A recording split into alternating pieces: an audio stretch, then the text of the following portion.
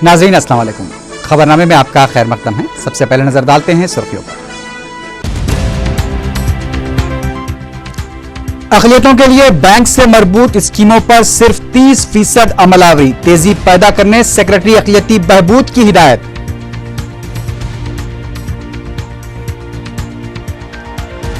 नए हज हाउस की तामीर का ऐलान हुए 2 साल गुजर जाने के बावजूद अब तक कोई पेशरफ्त नहीं।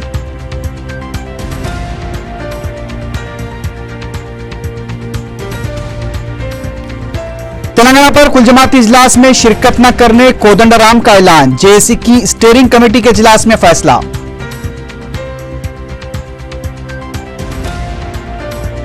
और कुतुबुल्लाहपुर की एक कंपनी में मुबैना सारिक की इज्तिमाई पिटाई, नौजवान सारिक हलाक, 2 अफराद गिरफ्तार।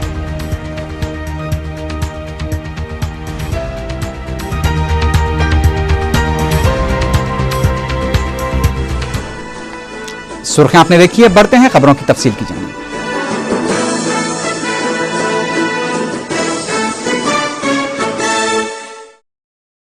महकमे अक़लियती बहबूद के सेक्रेटरी दाना किशोर ने कहा है कि अक़लियतों के लिए बैंक से मरबूत स्कीमों पर मौसर अंदाज में अमलावरी नहीं हो रही है।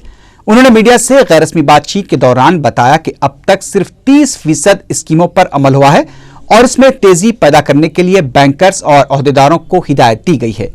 उन्होंने बताया कि स्कॉलरशिप्स और फीस बाज अदायगी के लिए अब तक 70,000 तलबा ने दरखास्तें दाखिल की हैं।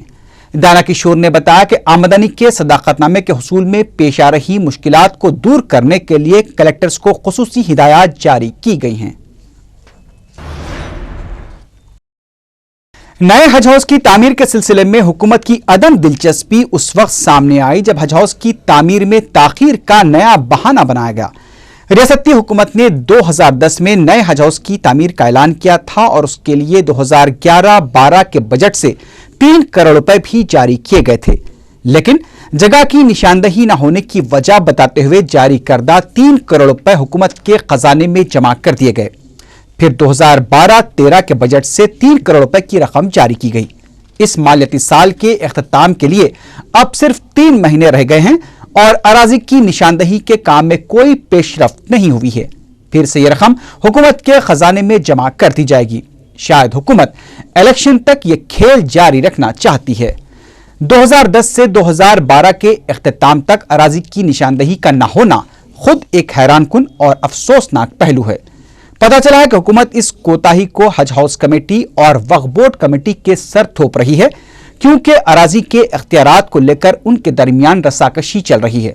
हालांकि हुकूमत अगर चाहे तो इस रसाकशी को बहाना बनाने के बजाय मदाखलत करते हुए रसाकशी ही को खत्म कर सकती है। वाज़ेह है कि हज हाउस की तामीर का मसला सिर्फ हज से मुताल्लिक़ नहीं बल्कि मुस्लिम तलबा के मुस्तकबिल से भी जुड़ा है, क्योंकि मुसाबकती इम्तहानात की तैयारी के लिए इनका स्टडी सर्कल यही कायम होगा।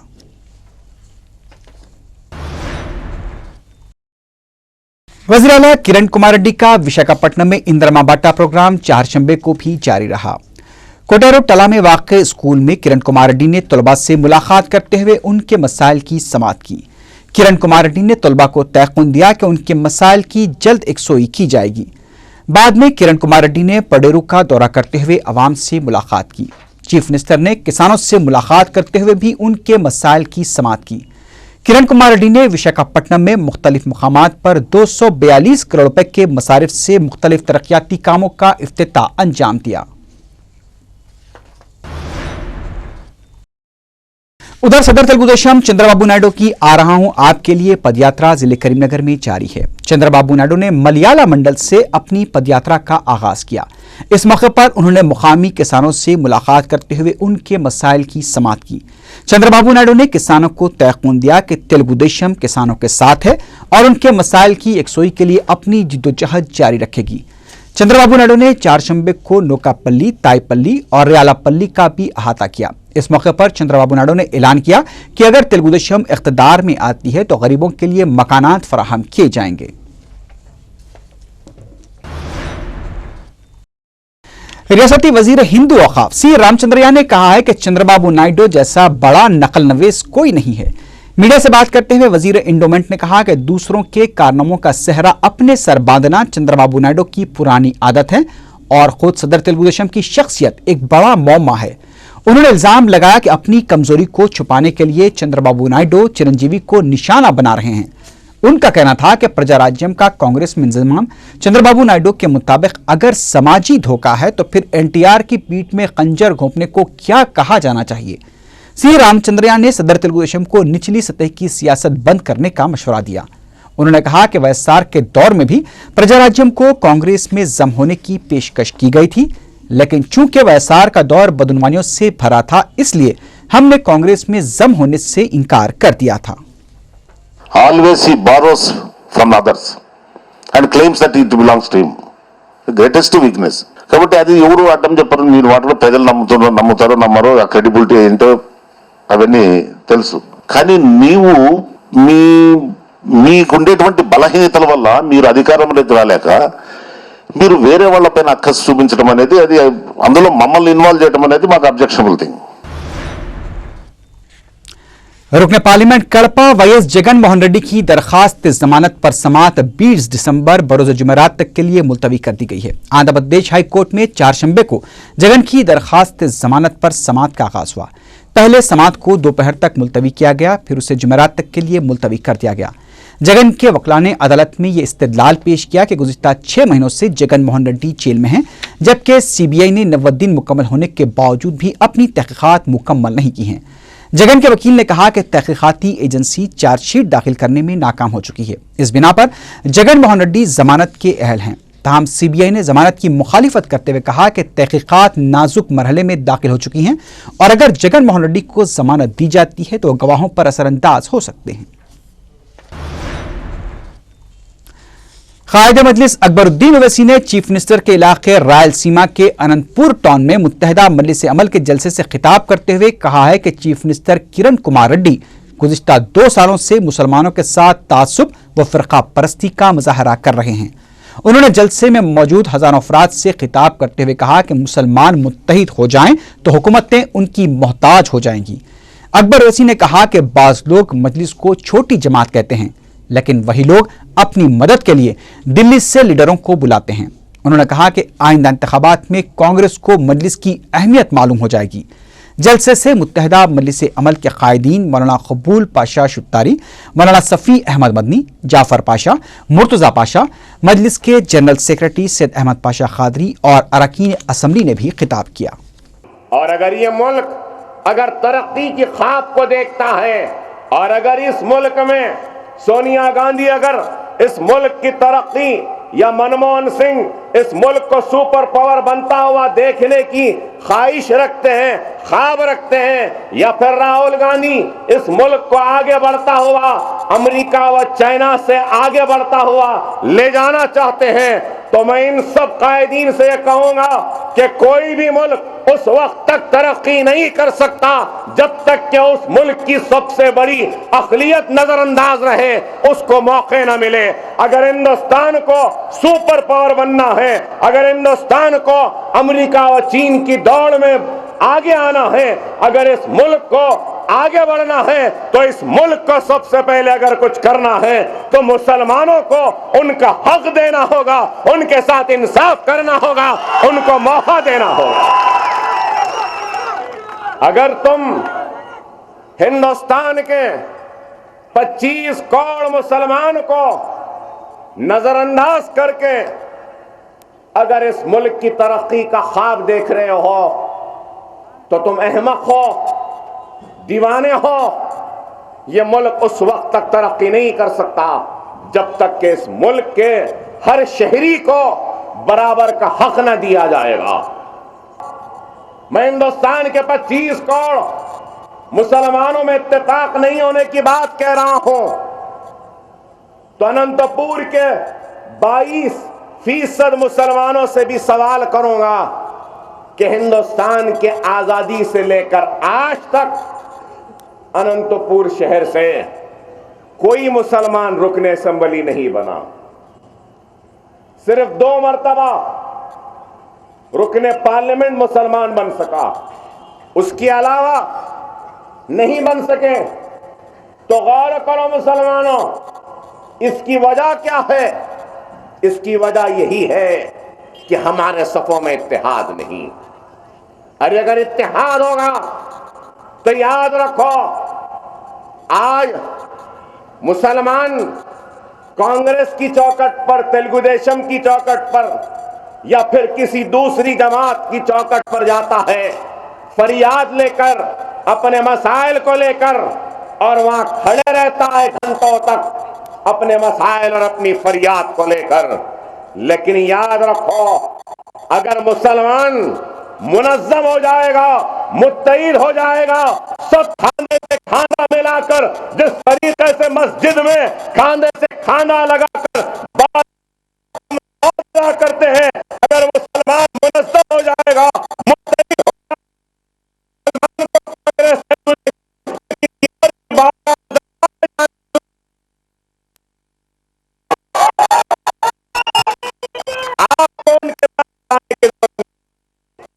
आपके दरवाजे पर, आपके दर पर खड़े रहेंगे भिखारियों की तरह और आपसे कहेंगे कि मुसलमानों हमारे दामन में भीख डालो। अरे किरण, तू अपने घर से नहीं दे रहा है, ये मेरा हक है, तू नहीं देगा तो कोई और से ले लेंगे। हम भिखारियों की तरह, फकीरों की तरह या बेवा की तरह मेरा सुहा गुजर गया कह के रोने वाला वैसे नहीं है। देता है तो दे दे, नहीं तो तेरे गिरेबान को पकड़ कर ले लेंगे हम में ताकत हो। ठीक है, न मत दे, तेरे दिन गिनती के है, बाद में तो हम ही लाएंगे हमारे काम करने वाले को। अरे किरण, हमारी पार्टी को बोल रहा छोटी पार्टी। अगर हम छोटी पार्टी है, छोटे हैं, तो फिर असेंबली में मुसलमानों से माफी कहीं को चाहा बाबा? बाप को बाप नहीं बोलते थे और बाप को बाप नहीं बोलने वाले अब तक हमको बाप बोलते आए हैं। अरे मुझे कोई परवाह नहीं, मुझे कोई कम्युनल बोले, सेक्युलर बोले, मैं कम्युनल हूं कि सेक्युलर हूं कि क्या है, मैं वो जो बोलना है बोल लो, मगर मैं बोलूंगा मैं मुसलमानों का लीडर हूं, मुसलमानों के लिए जीता हूं, मुसलमानों के लिए मरता हूं और उन्हीं के लिए काम करते करते मर जाऊं। कोई मुझे और देता है दे, नहीं देता है नहीं दे, मेरे भाई का काफी है मेरे लिए, मुझे किसी की जरूरत नहीं है। मेरा एक भाई सिर्फ वोट नहीं देता, कलमा पढ़ के, दुरूद पढ़ के वोट का बटन दबाता है। उसके बाद में घर में नमाजें करता है, इबादत करता है, रोजे रखता है, दुआओं का एहतमाम करता है कि अल्लाह मजलिस को कामयाब कर दे। अगर कोई कहेगा कि अकबर साहब आप अनंतपुर इतनी दूर क्यों है?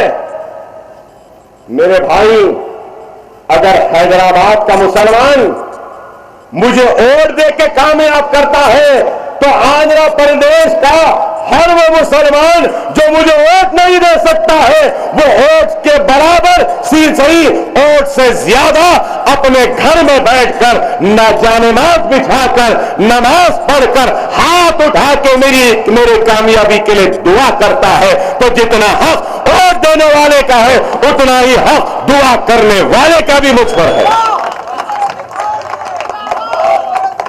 अगर मैं उनका एमएलए हूं तो दुआ करने वाले का भी एमएलए हूं।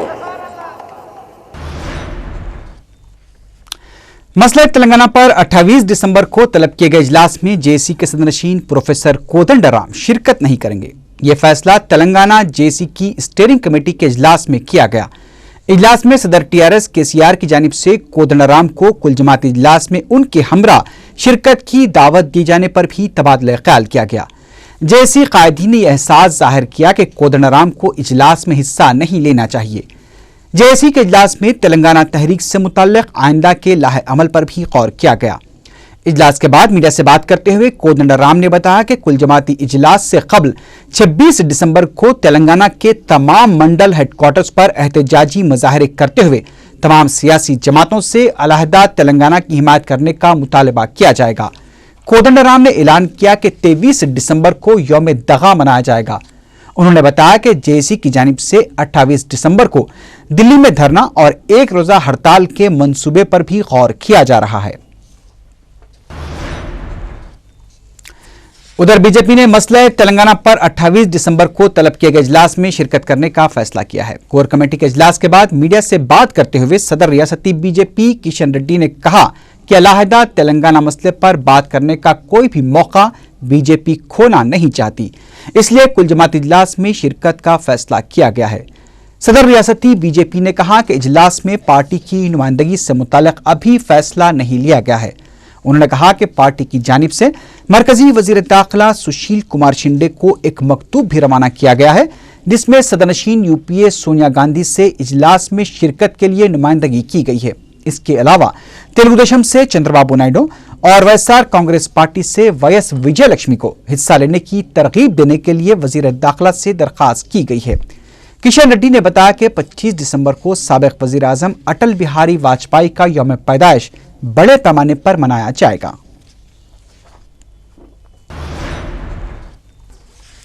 एआईसीसी के सेक्रेटरी पी सुधाकर रेड्डी ने कहा है कि केसीआर और कोंडला सुरेखा वोटों की सियासत कर रहे हैं। मीडिया से बात करते हुए पी सुधाकर रेड्डी ने कहा कि रियासत मरने और मारने की सियासत की सिम चल पड़ी है। उनका कहना था कि मसले तेलंगाना पर केसीआर और कोंडा सुरेखा दोनों संजीदा नहीं हैं। दोनों की इश्तियाल अंगेजी की वजह से नुकसान हो रहा है। उन्होंने दोनों कायदीन को इश्तियाल अंगेजी से परहेज करने का मशवरा दिया। रियासती वजीर पोनाला लक्ष्मैया ने बताया है कि काकतिया फेस्टिवल का 21 दिसंबर को वजीर आला किरण कुमार रेड्डी के हाथों इफ्तिताह अमल में आएगा। मीडिया से बात करते हुए पोनाला लक्ष्मैया ने कहा कि 21 ता 23 दिसंबर तक मुनक्किद होने वाले इस फेस्टिवल में काकतिया दौर की तहजीब और सकाफत की झलकियां पेश की जाएंगी। रियासती वजीर सियाहत वट्टी वसंत कुमार ने बताया कि इस फेस्टिवल के दौरान हैदराबाद के वरंगल कॉरिडोर का इफ्तिताह भी अमल में आएगा।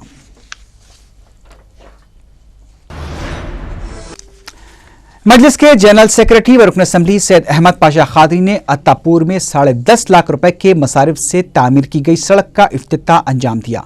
उन्होंने मीडिया को बताया कि कब्ल अज़ीम मस्जिद महबूब फातिमा के मुसल्लियों को मस्जिद जाने के लिए तकालीफ का सामना करना पड़ रहा था।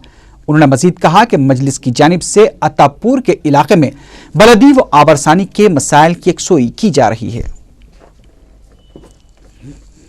बल्दी हल्के अत्तापुर में आज एक रोड का इफ्तिताह हुआ। अभी मस्जिद महबूब फातिमा के पास वो रोड है, एक अरसे दराज से मुसल्लियों को तकलीफ हो रही थी जाने के लिए और रोड की मंजूरी ली गई।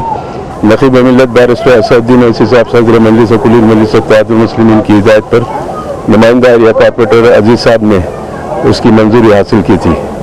कबल अज़ीम हिमायतनगर की मेन रोड भी एक तकरीबन 10.5 लाख की लागत से यहाँ पर तामीर की गई, जिसका मैंने अभी मुआयना किया। बल्दी हल्के अत्तापुर के मुख्तलिफ इलाकों में तरक्याती कामों का सिलसिला जारी है और लाखों रुपए की मंजूरियाँ हो चुकी हैं। सिर्फ गुत्तेदारों की वजह से काम रुका हुआ है। गुत्तेदार वक्त पे काम शुरू नहीं करते और मंजूर होने के बाद भी 6-6, 8-8 महीने गुत्तेदार काम शुरू करने के लिए लगाते हैं। तकरीबन शहर हैदराबाद में ये आलम है, करोड़ों रुपए के ना काम मंजूर होते हैं, गुत्तेदारों की वजह से कामों में ताख़ीर होती है, जिसकी तकलीफ आवाम को होती है। आवाम इसका खमियाजा भुगतते हैं, जबकि गुत्तेदार इसका कसूरवार है। बहरहाल अत्तापुर डिवीज़न में बल्दी बरखी आबरसानी मसाइल हल होते जा रहे हैं, क्योंकि इतना बड़ा एरिया है और अनडेवलप एरिया है। Twin cities auto drivers association की एक वफ्द ने कमिश्नर पुलिस अनुराग शर्मा और डीसीपी साउथ जोन अकुन सबरवाल से मुलाकात करते हुए फाइनेंसर्स की जानिब से अहम दस्तावेजात रख लेने के सिलसिले में याददाश्त हवाले की। एसोसिएशन के वफ्द ने बताया कि फाइनेंस पर ऑटो हासिल करने वाले अफराद से फाइनेंसर्स घर के दस्तावेजात तलब करते हैं और उन्हें अपने पास रखकर ऑटो लेने वालों को हरासा कर रहे हैं। पुलिस कमिश्नर ने इस सिलसिले में कार्रवाई का तयक़ुन दिया है। 10वें पीआरसी पर अमलावरी, तेलंगाना मुलाजमीन पर आयद मुकदमात से दस्तबरदारी और कॉन्ट्रैक्ट मुलाजमीन को मुस्तकिल करने के अलावा हेल्थ कार्ड की फौरी इजराई का मुतालबा करते हुए टीएनजीओज़ की जानिब से चारशंबे को इंदिरा पार्क पर महाधरना मुनज़्ज़म किया गया। अलहदा तेलंगाना सियासी जेसी के सदरनशीन प्रोफेसर कोदंडराम और इनकलाबी शायर गदर ने हड़ताल कैंप पहुंचकर मुलाजमीन से इजहार यगानगत किया। इस मौके पर टीएनजीओ के सदर देवी प्रसाद ने इंतबाह दिया कि अगर उनके मुतालबात की फौरी मंजूरी नहीं की गई तो मुलाजिमीन कामकाज रोक देंगे। उन्होंने यह भी कहा कि अगर जनवरी तक हेल्थ कार्ड जारी नहीं किए गए तो चलो हैदराबाद रैली मुनज़्ज़म की जाएगी।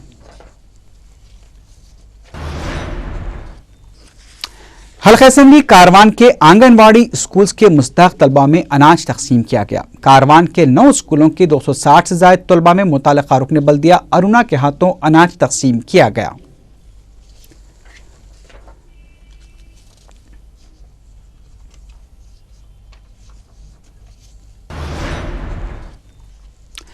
Saxena foundation and of hope तंजीम की जानिब से इंदिरा नगर के इलाके में मुफ्त हेल्थ कैंप मुनक्किद किया गया। मुतल्लिका रुकन असम्बली पूनम श्रीसलम गौड़ ने इफ्तिताह अंजाम दिया। इस मौके पर डॉक्टर्स ने मरीजों का मुआयना किया और उन्हें दवाएं भी तकसीम की गई। इसके अलावा कैंप में मरीजों की आंखों का भी मुआयना किया गया।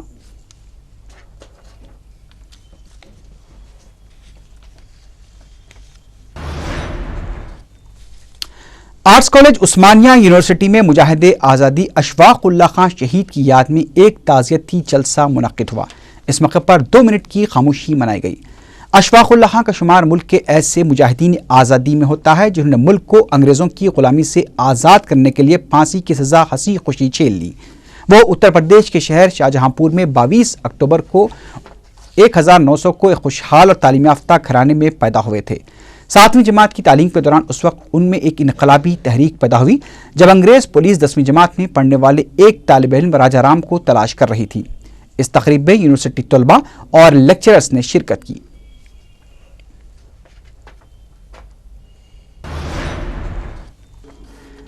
रुकन असम्बली कुतुबुल्लाहपुर पी श्रीसलम गौड़ ने अपने हल्के के मुख्तलिफ इलाकों का पैदल दौरा किया। इस मौके पर मुकामी अफराद ने उनसे कहा कि आनजानी वैसराज शेखर रेड्डी ने उन्हें मकानात अलॉट किए थे, लेकिन मस्जिद और गिरजाघर की तामीर के लिए अराजी फराहम नहीं की गई, जिस पर गौड़ ने उन्हें तयक़ुन दिया कि वो इस काम के लिए अराजी अलॉट करने की कोशिश करेंगे।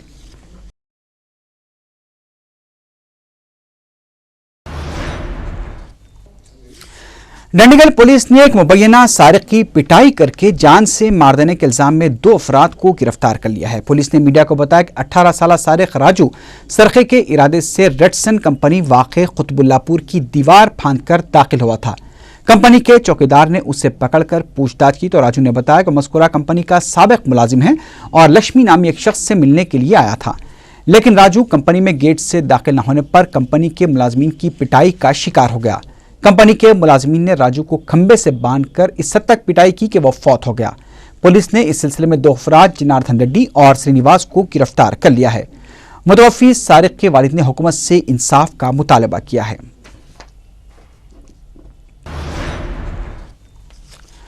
पड़ोसी रियासत कर्नाटक के बीदर में हैवान सिफत इंसानों की दरिंदगी का शिकार 5 साल कमसीन लड़की को इलाज के लिए नीलोफर दवाखाना मुंतकिल किया गया है। 5 साल मेघा की मां ने बताया कि बीदर में उसके पड़ोस में रहने वाले 2 अफराद ने चॉकलेट के बहाने से मेघा को अपने मकान तलब किया और उसकी इज्तिमाई इस्मत रेजी की। मेघा को शदीद जख्मी हालत में इलाज के लिए शहर लाया गया है। वो नीलोफर दवाखाने में ज़ेर इलाज है।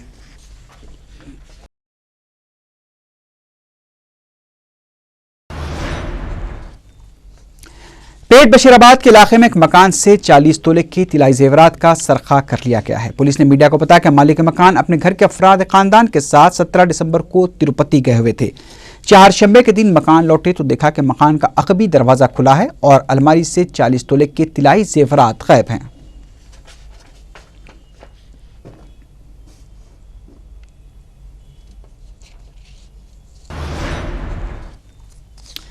पंजागुट्टा फ्लाईओवर पर एक तेज रफ्तार रेती की लारी उलटने से 2 अफराद शदीद जख्मी हो गए। यह हादसा चारशंबे की सुबह पेश आया। लारी उलटने से पंजागुट्टा और बेगमपेट इलाकों में ट्रैफिक जाम हो गई। इस हादसे में लारी का ड्राइवर और क्लीनर शदीद जख्मी हो गए हैं। पुलिस ने दोनों को दवाखाना मुंतकिल कर दिया है।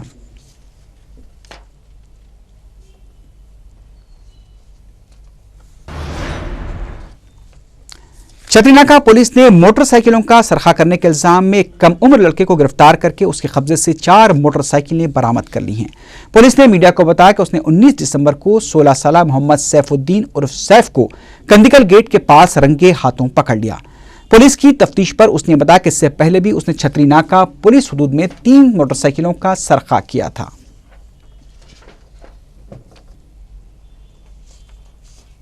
एरिया में पेट्रोलिंग कर रहा था। आज मॉर्निंग मोहम्मद सैफुद्दीन बोल के एक बच्चा, एक 16 साल का बच्चा है, वो चोरी करके करे सो गाड़ी के ऊपर फिर रहा था। हमारा क्राइम टीम आइडेंटिफाई करके उसको पकड़े तो उन्होंने ये गाड़ी के साथ और 4 गाड़ी चोरी करा बोल के एक्सेप्ट करा उन्होंने। उसमें से हम 4 गाड़ी रिकवर कर दिया और एक गाड़ी दबलपुरा पुलिस स्टेशन में है, वो लोग अलग केस करके उसको अलग कार्रवाई कर रहे। हम तो इससे 4 2 व्हीलर्स रिकवर करे से आज। बंजारा हिल्स रोड पर एक शख्स की लाश दस्तयाब हुई है। रोड नंबर 12 पर वाक़ कमान के करीब तकरीबन 57 साल शख्स की लाश दस्तयाब हुई है। पुलिस इस शख्स की शिनाख्त करने की कोशिश कर रही है। पुलिस को शुबा है कि किसी भिखारी की लाश है जो सर्दी से ठिठर कर फौत हो गया होगा। बंजारा हिल्स पुलिस तहकीकात कर रही है।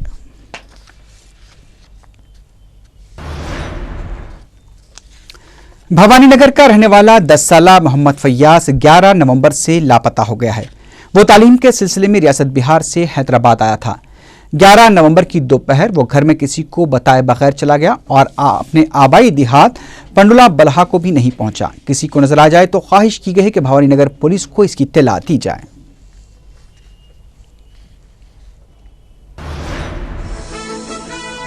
आखिर में सुर्खियों पर एक बार फिर नजर डालते हैं। अक़लियतों के लिए बैंक से मरबूत स्कीमों पर सिर्फ 30% अमलावरी, तेजी पैदा करने सेक्रेटरी अक़लियती बहबूद की हिदायत।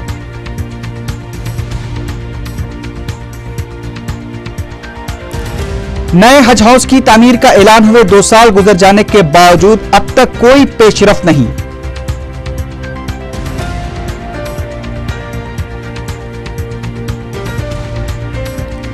तेलंगाना पर कुल जमाती इजलास में शिरकत न करने कोदंडाराम का ऐलान, जेएसी की स्टीयरिंग कमेटी के इजलास में फैसला।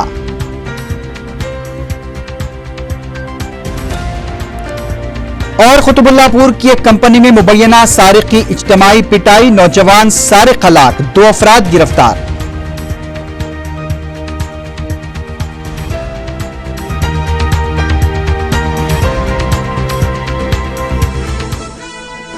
इसी के साथ ही खबरनामा इख्तिताम को पहुंचा।